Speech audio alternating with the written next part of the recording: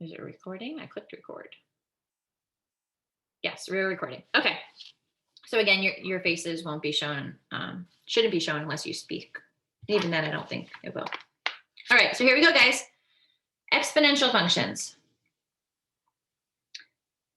Y equals b to the x is what we're going to refer to as the parent function. We've used that word a lot this year. This parent function is a little strange because the b value is going to constantly be different. So the parent function, I can't give you an exact graph of what it looks like, but we can kind of discuss about some options. There's two ways this can go. B is going to be a number, okay? It's called the base. So B is the base. And the B number has to be a number that's greater than 0. It must be a number greater than 0. I'll show you some examples in a little bit where it's very tempting to say B is -2. That's just, it's not possible. The B can never be a negative number. So you might want to put a little star to yourself here. I'm not going to do it, but you might want to put a star and say, B is never a negative number. Never. And if you're curious as to why B can never be a negative number, we can talk about that another day, but it causes some errors, basically, is what would happen. So if you're curious, we can come talk about that another day. The other thing about the B value is that it cannot be 1. So you'll never see 1 to the x power. Because if you have 1 to the x power, and we keep changing the x value, right? If we make x equals 1, 1 to the 1 is 1. If we make the x value 2, 1 squared is 1. If we make the x value 3, 1 to the 3rd power is 1. And what happens here is nothing changes, right? The y value is always 1, 1, 1, 1, 1. And so that is not an exponential function, right? So the b value cannot be 1.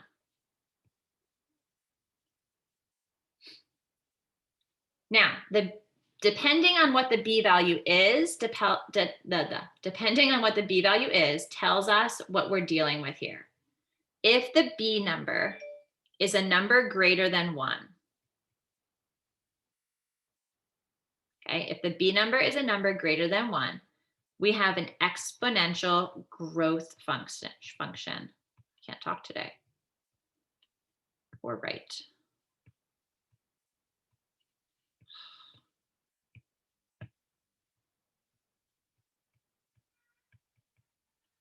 Okay, so an example of that would be y equals 2 to the x power. This is an exponential growth problem. And so what this looks like, okay, let's just draw a little sketch of it. Let's put some numbers in.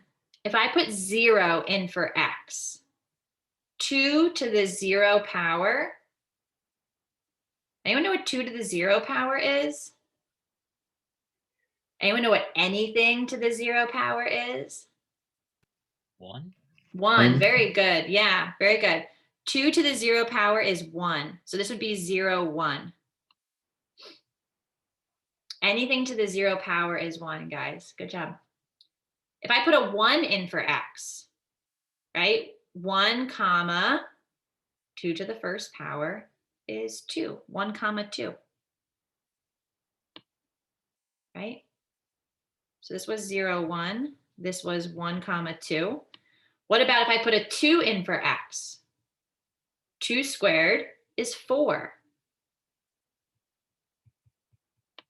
What if I put a 3 in for x? 2 to the 3rd power is 8. 4, 2 to the 4th power, 16. What do you notice is happening with those y values? Look at the y values there. 1, 2, 4, 8, 16. They're multiples of 2. Yeah, they're multiples of 2. They're doubling. And that's what the 2 does. That's what the base does. It means they're doubling. This is really good news if you're talking about money, right? So you have $1 and your parent says to you, every day I'm going to double your dollar, right? So on day 1, you get $1. Or initially you get $1. On the next day you get $2. The next day you get $4. The next day you get $8. The next day you get $16. Next day you get $32. I would take that deal, right? If your parents offered you that, take that deal, because very quickly you'll be a millionaire, like very quickly. This is very bad news if you're talking about, for instance, COVID-19. COVID-19 is an exponential growth function, right? The spread of it. So untreated, no social distancing, no masks, no vaccinations, no nothing. COVID-19 is known to spread exponentially, doubling, right? So this equation here, y equals 2 to the x, every 3 days. Every 3 days. So on day 1, you have 1 case of COVID. 3 days later, that doubles to 2. 3 days later, that doubles to 4. 3 days later, that doubles to 8. 3 days later, that doubles to 16. You will hit 1 million after 60 days, 60 days, you'll hit 1 million. Okay. That's why COVID-19 has been so shut down the entire world, is because it's growing exponentially, about double every 2 to 3 days. Now, once you put masks into effect and social distancing and stuff, that 2, that double number, that base decreases, right? In New Jersey, I think that base number is somewhere around like 1.1. 1.1 is still greater than 1. So that's exponential growth. It's still growing. What we need to do is get that base number to be below 1. Or 1. 1 would at least, not spread it so rapidly, right? So you're looking to make that base number become less than 1 to slow down the growth and actually make it a decay, right? Where it's slowing down. Now, if I connected the dots here, it would look something like this. So it has this curve to it, right? It is not a line, right? Because then it would be linear. This is a curve. So this is called exponential growth. Now, if the B number is between 0 and 1, then we have exponential decay.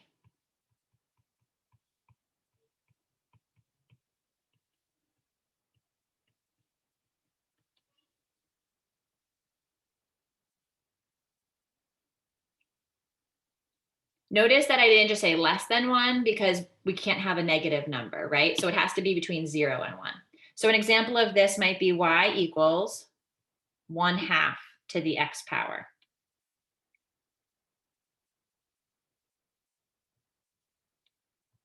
And what would happen is, the best example I can give you of this is let's say you owe your parents money, right? And you first owe them $100.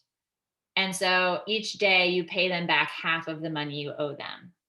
So the next day you owe them $50. Then it goes down to $25. Then it goes down to $12.50, right? And it keeps getting smaller and smaller by a half. So you keep owing them less and less money. So what that looks like, right? And we could make a table of values again, but I'm not going to be so specific. Is it looks like this. You keep dividing your number divided by 2, right? Divide by 2, divide by 2, divide by 2, divide by 2. That's called exponential decay. Notice in both of these graphs that I didn't touch the x-axis. So notice that the curve, I kind of made it keep going, but never touch this x-axis. That's because it won't touch it. If you grabbed your calculator and kept dividing by 2, divide by 2, divide by 2, divide by 2, divide by 2, your calculator is never going to say 0. The another analogy we keep thinking is like if you took a piece of paper and you kept cutting it in half, cut it in half, cut it in half, cut it in half. The paper never disappears, right? The paper never vanishes. You always have something to cut in half. And yeah, it might become so small that you physically can't do it, but conceptually, you can keep taking something and cutting it in half. It would be so, so, so, so tiny, like maybe microscopic, but you can keep cutting anything in half. It never vanishes. And so that's the idea here. So these red lines, when you graph, you're going to draw them. They're called asymptotes.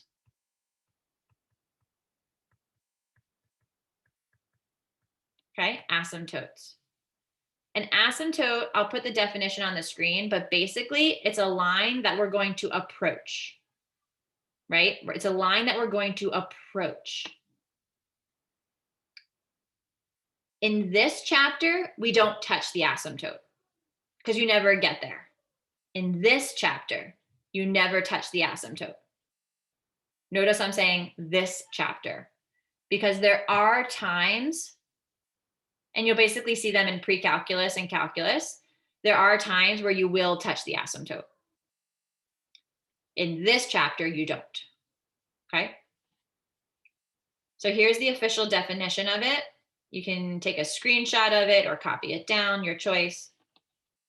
So an asymptote is a line that a graphed function is going to approach as the value of x gets very large or very small. So as we're getting bigger or as we're getting smaller, you would approach this line. I would put a note to yourself that in this chapter, we will not touch the asymptote. But down here, this is good for my people who are going to retain this information for pre-calc and calc. When you get to pre-calc and calc, there are some horizontal asymptotes, which is what this is that we just drew. And you can see slant asymptotes. Slant asymptotes are just asymptotes that are on a diagonal that you can touch, right? You can cross them. This one's an important one for everyone to know. If you have a vertical asymptote, right, something that goes up and down, never touch it, ever, ever, ever, in any course, in any subject, in any math world, never touch a vertical asymptote. It's like an electric fence. That's a good thing to memorize.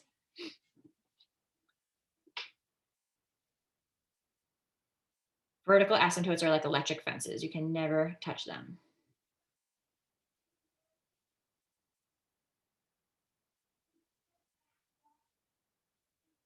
We're going to deal with some vertical asymptotes in, I think, the next chapter. Yeah, chapter 8.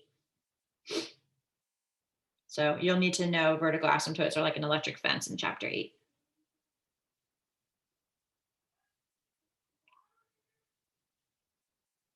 Okay, so far what we've talked about is we've talked about what makes something exponential growth versus exponential decay, which is the base. We've talked about what that curve kind of looks like, right? We kind of talked about this indirectly, that's multiplication, right? So times 2, times 2, times 2, you're doubling something. It could be times 3, times 3, times 3, times 4, times 4, times 4. It all depends on what that base number is. Or something could be getting smaller, right? Cut it in half, cut it in half, cut it in half, right? Divide by 3, divide by 3, divide by 3. That's exponential decay. We've also talked about where that asymptote is. It starts at well, I didn't give you the equation. This asymptote, the default is y equals 0. That default asymptote is at y equals 0. It can change. That's what we're going to talk about next. How can the graphs change?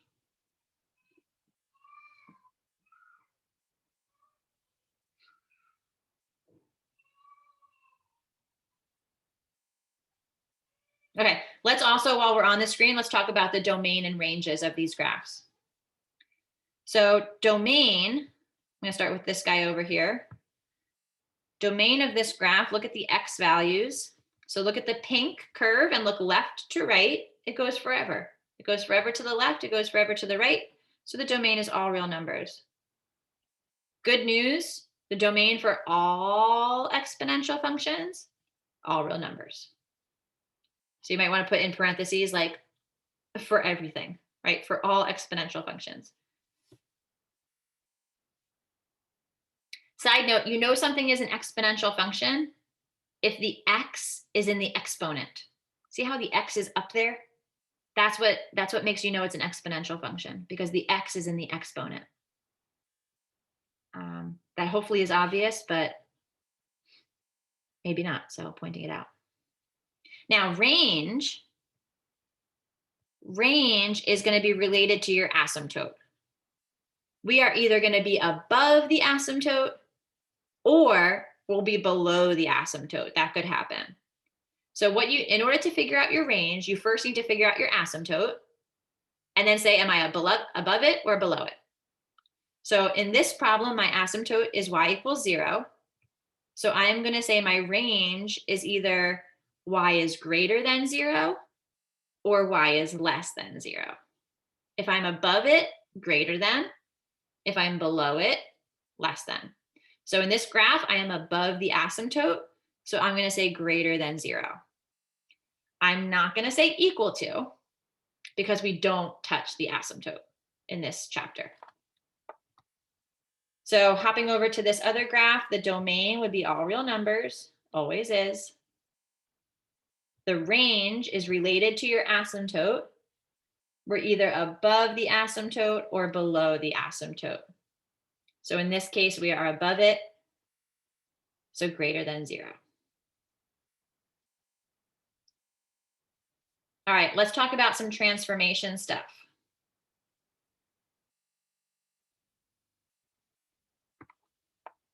So we've been talking about y equals b to the x. We're now going to add in some numbers. Good news, everything we're adding in is something we've done in another chapter. So the a does exactly the same thing it did for radicals, which is exactly the same thing as it did for quadratic functions, which is exactly the same thing we're going to do today. This a value,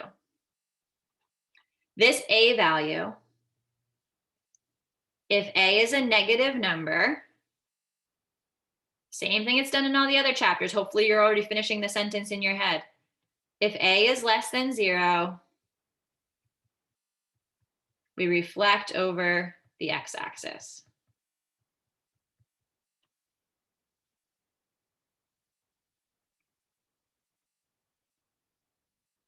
The other thing the a value tells us is vertical stretch or vertical compression.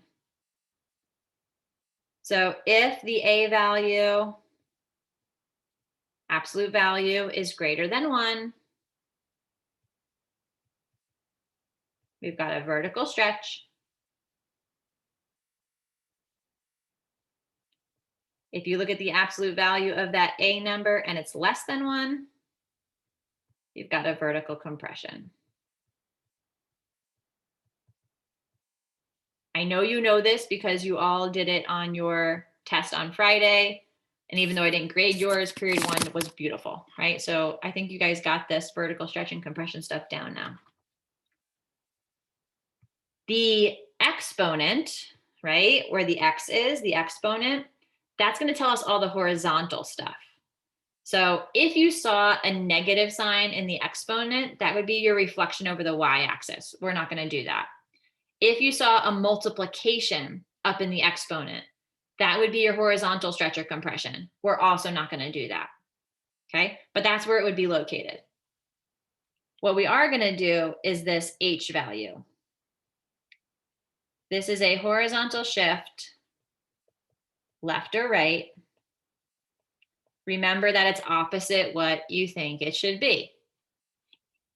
So if you have an exponent of x minus 5,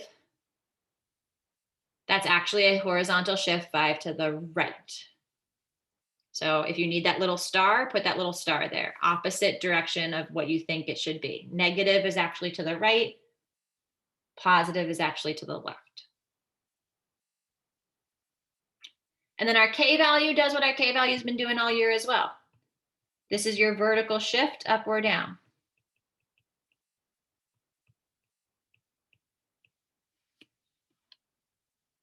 Now let's talk about the asymptote for a second. Remember we said the default asymptote is y equals 0. The default asymptote is y equals 0. If your graph shifts up or down, that would change where that vertical asymptote is. Because imagine if you had a horizontal line, like hold out a pencil in front of you horizontally, and I said, okay, the whole graph is going to shift up 5. Well, that asymptote is also going to move up 5 along with the actual curve, right? The asymptote is part of the graph. So this will change the asymptote.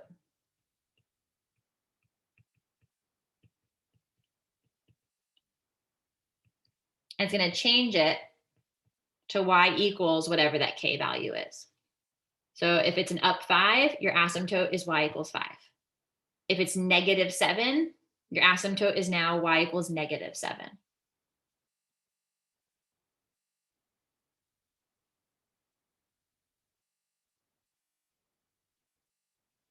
All right, we're now going to put this all together, and I'm going to show you how I would ask you these questions in homework tonight, on your next quiz, on your next test.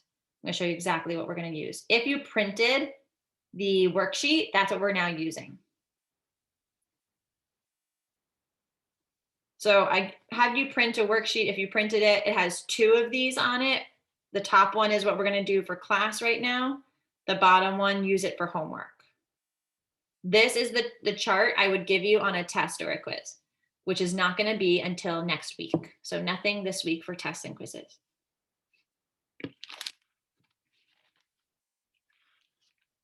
All right, if you didn't print this, you're just going to make your own little chart, right? Maybe turn the paper landscape. Give yourself some space. All right, so the first one we're going to do is y equals 40 times 1/2 to the x power.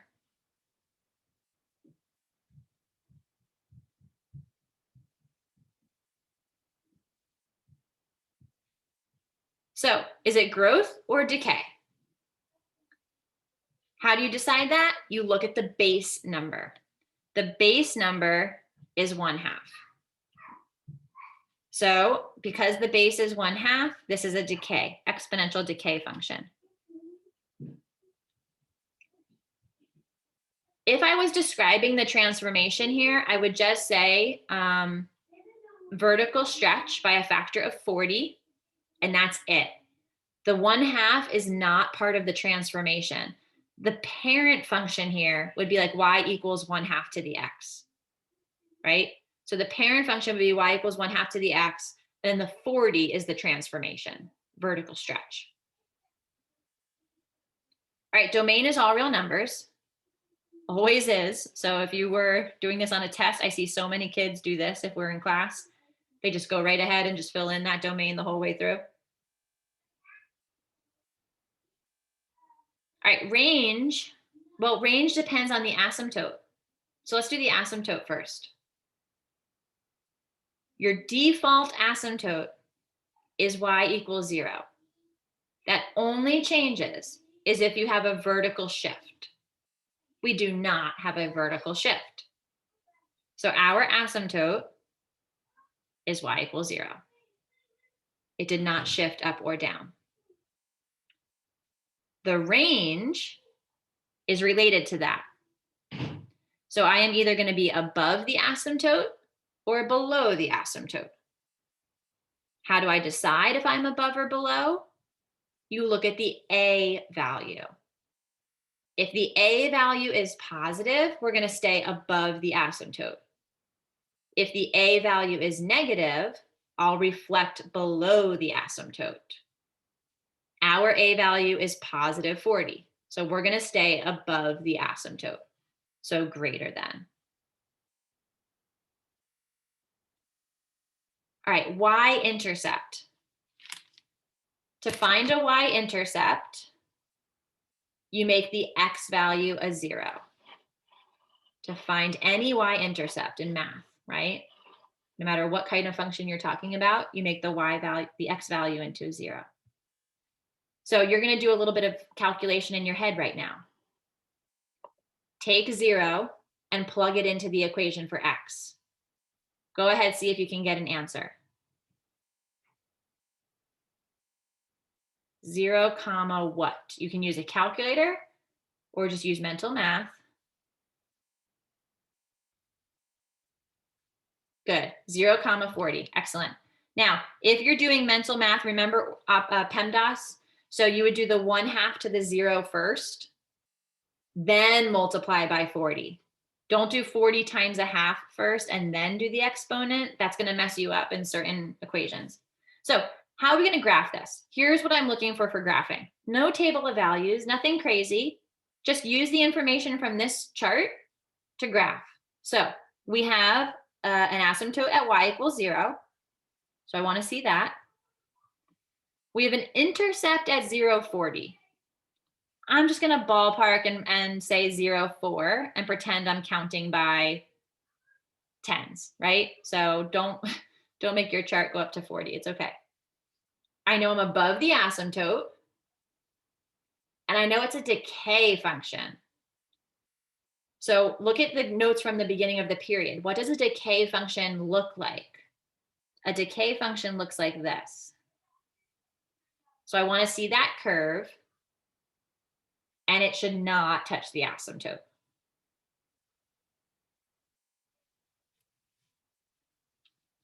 Okay, let's try to get in 2 more before you leave. Here we go, next one. Y equals 1/3 times 4/3 to the power of x plus 1. And then I'll put the next one up there too in case you're speedy and you go ahead of me. Actually, I'll just put them all up.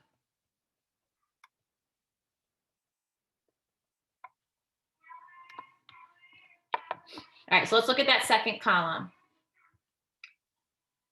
Look at the base to decide if it's growth or decay. 4/3. 4/3 is a number greater than 1, so it's growth. 4/3 is greater than 1, so it's growth. Domain is all real numbers. Let's skip to the asymptote. Because there's a vertical shift, plus 1, that's where your asymptote goes. Your asymptote goes up to 1. My range is either above the asymptote or below the asymptote. To decide that, you look at the A value. If it's positive, we're above. If it's negative, we're below. The 1/3 is positive, so I am above the asymptote, greater than 1. My y-intercept, I'm going to plug 0 in for x and get a y value. So if you're doing this mental math, you're doing 4/3 to the 0 power. 4/3 to the 0 power is 1. Multiply that by 1/3. That's 1/3. Then add the plus 1 at the end.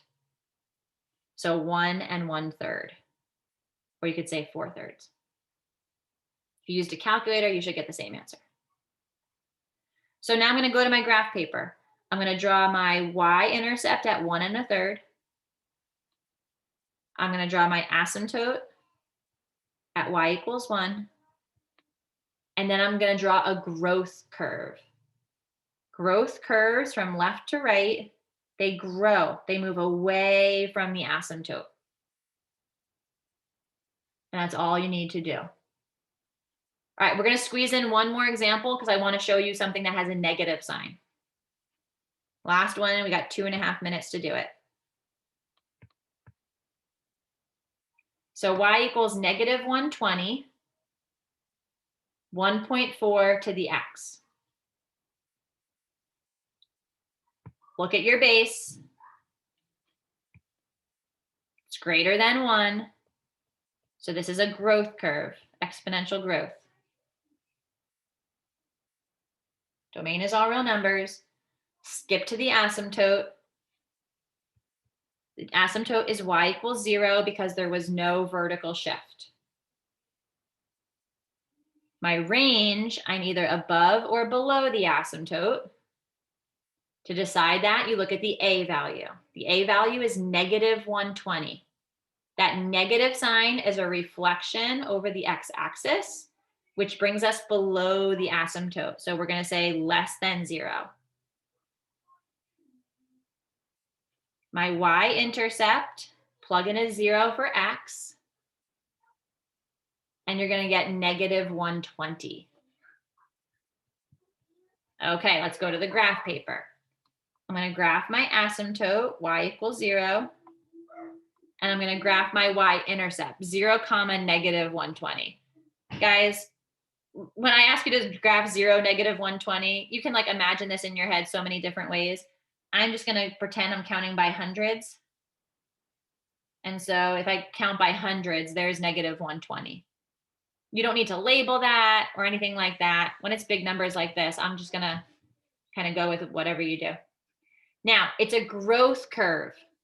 Here's the tricky part. It's a growth curve. Growth curves are going to keep getting bigger and bigger and bigger, right? And the way numbers get bigger is they look like this. You see how these numbers keep getting bigger? Just in a negative direction. If you have a hard time visualizing that, what I would recommend to you is in your head, graph a growth curve up here and then reflect it. So maybe you draw a growth curve very lightly in pencil, reflect it, and then you erase it. Make sure you erase it though. Don't leave 2 graphs there. So this is a exponential growth, just in a negative direction. Okay, guys, so homework is posted on Google Classroom. Just, read through the directions and do it. That 4th column, we'll do that as a do now tomorrow in class. All right, enjoy the snow. Hopefully it gets nicer and not, messy. But stay safe, help your grown-up shovel. And I'll see you guys tomorrow. The bell did just ring. Bye, guys. Good job today.